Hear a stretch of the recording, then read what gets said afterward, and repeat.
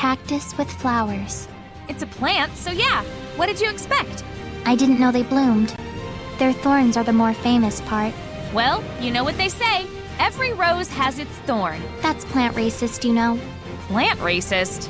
Many plants have pretty flowers. A certain subset have thorns. Why do the roses get a proverb out of it? Pure arrogance is what it is. A rosaceous conspiracy to oppress all other flora. Right. Okay, then can you think of a good cactus proverb? Every cactus has its flower. Jinx! I should have tried harder. A glowing mushroom. Nice. Moist and gross, but points for otherworldliness. But how strange. What causes it to glow? I bet he'd know, if he were still here. Hey! Why not ask your buddy Zavid? What, you know the answer? The famed glowing mushroom! And why, pray tell, does it glow so bright? You don't know. The answer is you don't know, right? Because it craves attention! 3 points out of 1,000. Duh.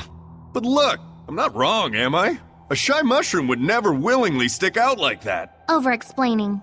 20-point penalty. There's negative points?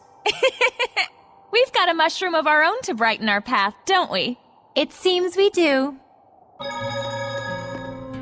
The storyteller of time, huh? Hmm? You knew about Maven too? Well, you know, he just seemed like a storyteller to me. When I confronted him about it, it turned out my hunch was correct. That's all.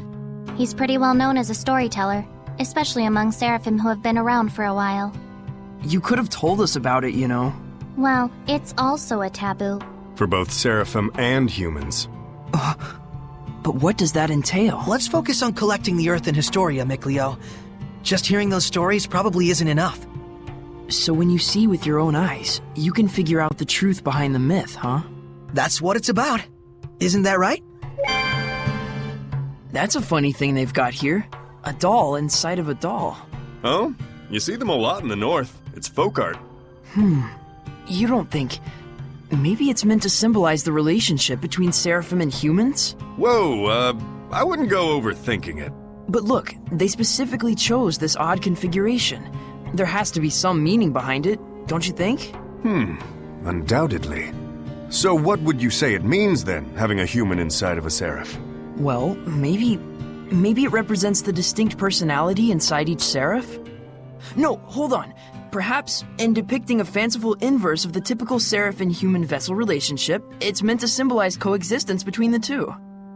Zavid, is there anything inside the innermost doll? Yes. Typically in the very core is... a plum pit. A plum pit? Yes, a symbol, of course. But of what? A pit is a seed, a sign of rebirth, perhaps? But then, why a plum? True, some bloom in the spring, but... I'm starting to get why you like toying with our boy Mickey here. I know, right? In some ways, he's even more pure than Saray. Such rich philosophy. Very profound. Why did she... Rose, is the injury you got from him starting to hurt? Oh, no, I'm totally fine. It's just really embarrassing for me to get hurt like that when being kept ransom. No. What's really scary is that he would do such a thing without hesitation. And plus... Simone's reaction. Yes, Her illusions are really something. her skills are quite unusual, but there's something even stranger about her. You mean how she isn't affected by malevolence? Yes, or rather, how deeply she believes in him from the bottom of her heart. But how could she? When she was shot, she was smiling. How could she trust him so? Only she knows the answer. But Simone has remained a seraph while following the will of Heldalf. That much is true. So then what's really dangerous is how pure she actually is. Pretty ironic. Yeah. Think I'm feeling a bit tired today. Yeah, there's no shortage of things we need to do. Now we have the Earth in Historia, and the storyteller to deal with as well. The world we live in is full of secrets and mystery. I hear you. It's really frustrating being pushed around and intentionally kept in the dark like this. Yeah, but isn't that kinda natural? What do you mean? Ain't nothing but secrets in the world of merchants. The market, guild rules, networks, conveyance routes, all kinds of things you can't say in bid riggings. Every day is a battle against secrecy. I see. Yeah, you're right. In our case, that secrecy is all over Maltellus and his past history. Of course it is. I am a shepherd after all. And you like it, don't you? Of course! He's not kidding. Well, as long as you understand. Okay, let's keep up the never-ending battle against secrecy. Sautéed cactus, huh? Can't believe people even thought about eating something like this. But it is pretty delicious. Well, if you think about it, there's not really much for people to eat in this area. Ancient wisdom. That's what it must be. Humans sure have it rough. Can't be easy living in a situation where you need food to survive, and there just isn't any. That's exactly why they need to come up with ways to survive in their given land. It's just like the Seraphim.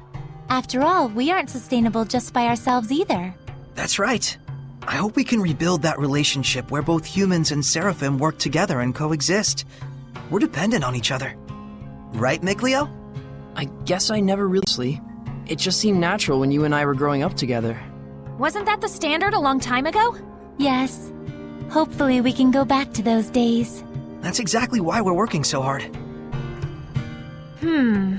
I guess it's difficult to decrease the price of something when it's already gotten so high. It does feel like the merchants are rather merciless on the pricing, but it's not like they've been affected by malevolence. Right. So I guess even returning the blessing won't solve everything. A blessing alone can't change the hearts of people. It's all so complicated. At least the people of Logren haven't given up on restoring their village. Either way, the shepherds shouldn't get involved. Yeah, this is where the merchants come in.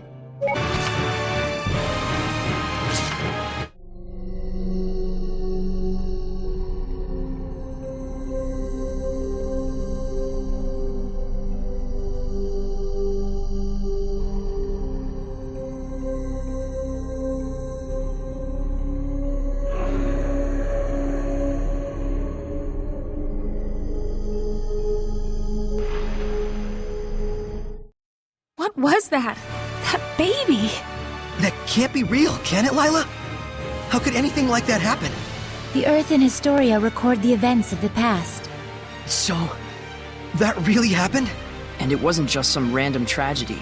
You couldn't do something like that without using seraphic arts. You mean a Hellion or Seraph used an art on humans? Most likely for revenge. Pretty disturbing art. Nah, more like pretty disturbing art user. But his family had nothing to do with this. Maybe the goal was to rob him of his purpose in life. Way more brutal than just walking up and killing him. But surely no one deserves that kind of treatment, no matter what they've done. I think I understand where I got that weird feeling from. I couldn't sense any murderous intent behind this incident. Didn't that priest refer to killing as purifying? Guess he's dedicated to his cause. He really believes he's saving the world. And that's exactly why he had neither built up malevolence nor became a Hellion. That's more disturbing than anything. How could his sense of righteousness become so distorted? Didn't he say that a seraph showed him the way in his dreams? That's probably what caused this. Something so formless. Something formless. Like an illusion? Maybe Misty is behind all this. Even if Simone did have a hand in it, that's not enough to make him atone for what he's done. No matter what the reason, killing is a sin. For him to be able to kill without even realizing that means he's just like a monster. Weak ones, crazy ones, strong ones. There's all kinds of types out there. Yes, but there are people like Sergei as well. Yeah, I know. Boom! Earth and Historia!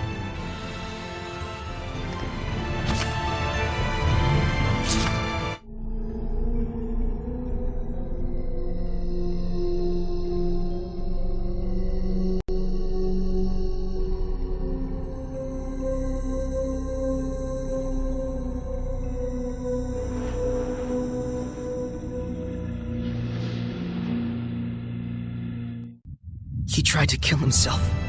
So many times. And yet, in the end, none of it worked. But wait, that's weird. You'd think at least one of them would have stuck. He probably wasn't serious about it. He sure as heck looked serious about it. Yeah. It really felt like he wanted nothing more than to die. I'm guessing this isn't a coincidence either? Hard to say. The more we learn, the more mysteries we find. That's pretty much how the world works. Hey! Isn't this shaped like a fruit? Don't say it. You know the cliche. That's the setup for it to show itself. It's totally a footprint. You go ahead and say it after I explicitly told you not to say it, cliche. Curses. Is calling out cliches a cliche? Whatever. So do you think this pond really... Was a footprint? Could be. Dragon, giant, big-footed hellion, who knows? It looks awfully old, though. I doubt it's still in this area. I'd rather it not be in any area, myself. Looking at it, I'm just amazed all over again. I think I know what you mean. How could a seraph transform into something the size of a hellion? You know, I have a theory. We seraphim carry ambitions and desires the size of a dragon within us, and it's all we can do to keep them in check.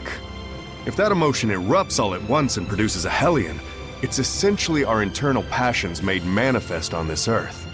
Looking at it that way, the size of all the hellions we see starts to make sense, don't you think? Huh?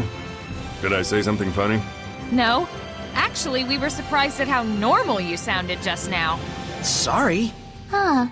The say something out of character and surprise everyone with how many layers you have cliche. Enough of that! What a nice mirror! It's beautiful, opulent, but with an understated elegance. Yeah, you can just imagine the kind of person who would own this.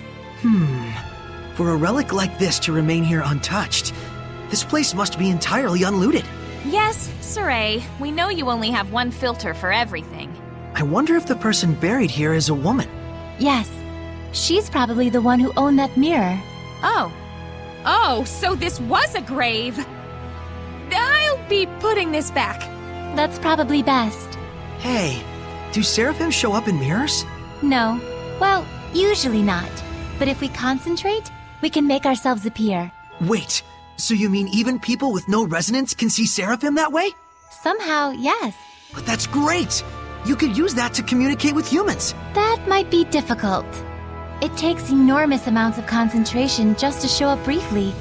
Anything beyond that is impossible. No, that's a shame. Huh, so that explains it. People always whisper about ghosts that only show up in mirrors. Those had to be seraphim. Yes. Sometimes when we're putting makeup on, we accidentally focus way too hard and... Putting on makeup? Well, I mean, I am a girl. All these white flowers surrounding a single red one. Classy. Though I'd probably switch the colors were it up to me. I wonder what makes this one red. Maybe it's holding its breath? That's almost impressively wrong. Fine, then go take a look yourself. Not a bad idea. I bet there's something in the soil there affecting it. Let us know what you find. Oh, and careful. That one feeds on blood. That's something you say at the beginning of a conversation. Mickey, my boy, it's pain what makes a man out of you. If growing up means turning into a creature like you, I'll take a pass. So the red comes from blood, huh? Just like me. Huh? Just like you? My name. Besides the modern meaning, in the old tongue, rose meant one who makes the blood flower bloom. That's disturbing. Remember this, my boy. Knowing what it is to fear a woman will also make a man out of you. The poor thing. Huh? Looks normal enough to me. But the tree, because of the ivy, It's dead. The ivy used the tree for its own growth. But in the process, it blocked the light and the tree withered and died. Yes, that's kind of how nature works. But it's so sad. Oh. Wait, you're not thinking about how it goes between seraphim and shepherds, are you? Yes, Huh? How naive can you be? I know it in my head, but You're a prime lord. You should be stronger than this. yes, I know. If Saray withered and died, it'd be your fault. Very much so. Then why don't you switch up your metaphor? Be the tree instead, who selflessly supported her viney companion to the very end. The shepherd's a flower, and he needs you in order to bloom. Yes. Huh? She's trying to cheer you up, Lila. Keep your footnotes out of my speech, thanks.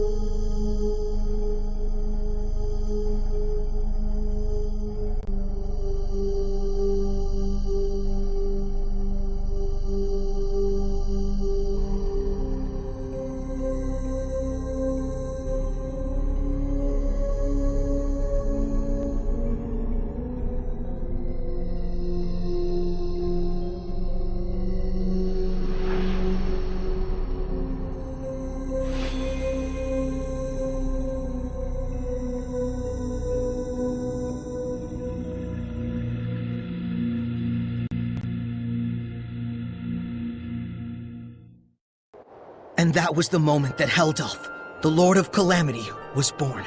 He was a human being once, just like us. Unbelievable as it is. Yes, he may have been a cold military leader, but he had genuine love for his family. How could someone like him turn into the Lord of Calamity? Well, he did lose his family. I don't know.